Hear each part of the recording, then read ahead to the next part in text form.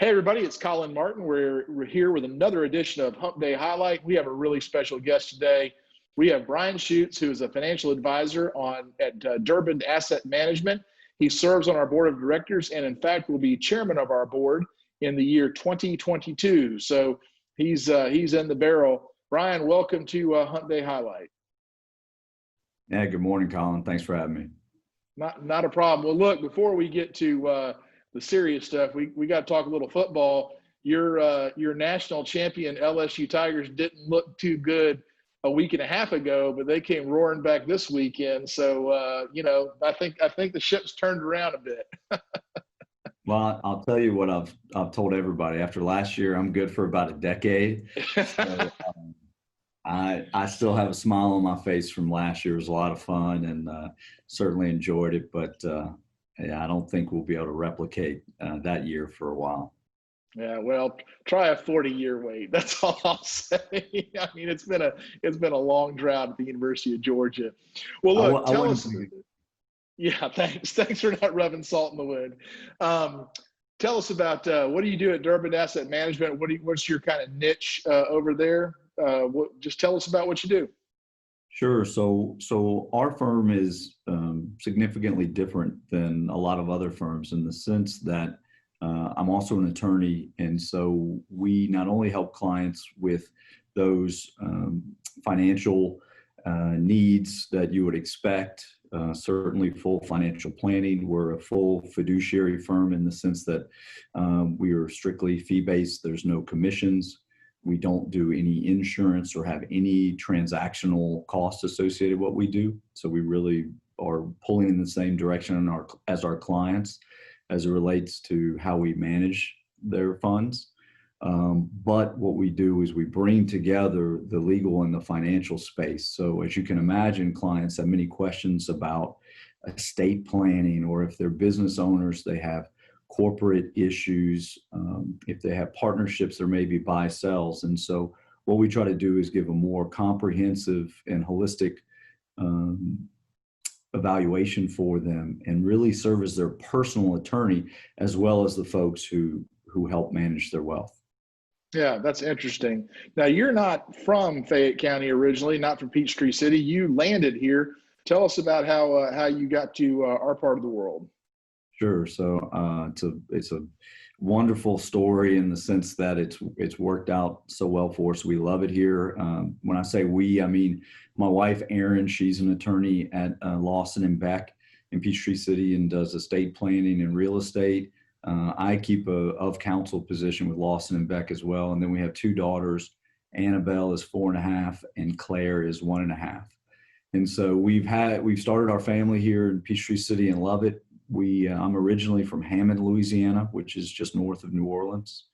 And immediately after high school, I joined the Navy and was in the military for 4 years and deployed.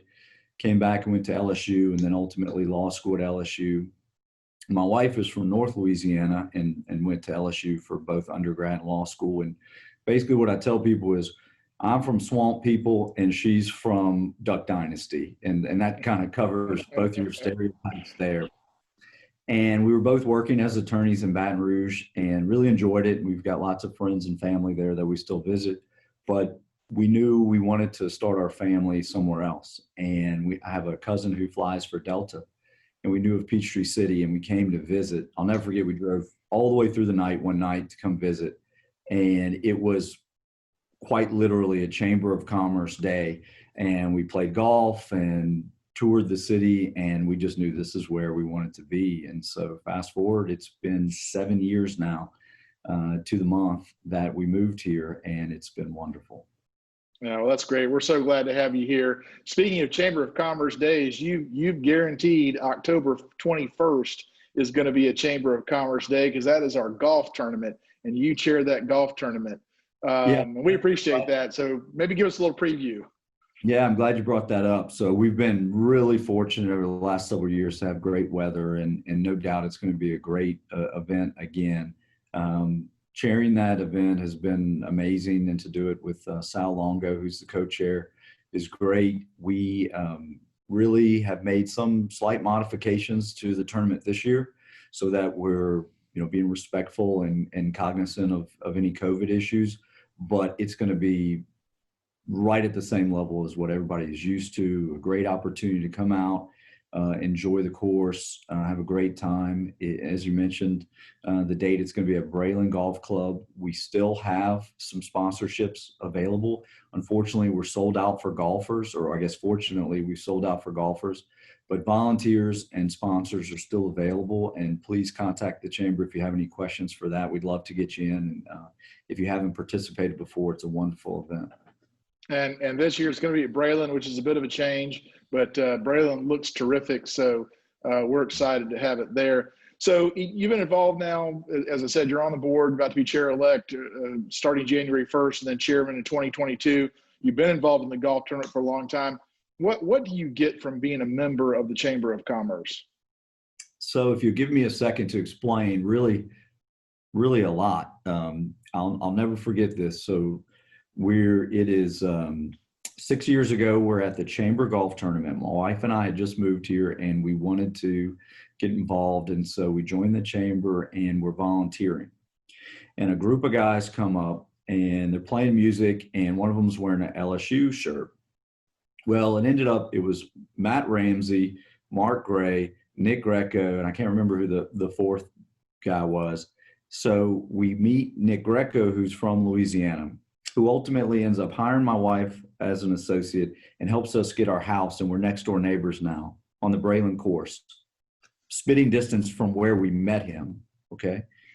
Matt Ramsey is a good friend of mine, and we've gotten to be good friends and colleagues. And here, fast forward, it's really amazing to think that I'll have the opportunity to serve as chairman. It's an honor. And so we really have so much that we owe the Chamber for and all those opportunities and relationships we've built over the years. Yeah, well, that's a good group of guys. And of course, Mark Gray and Matt Ramsey are previous winners of the Outstanding Business Person of the Year. And that you ran into the top end of the scale there in your first interaction.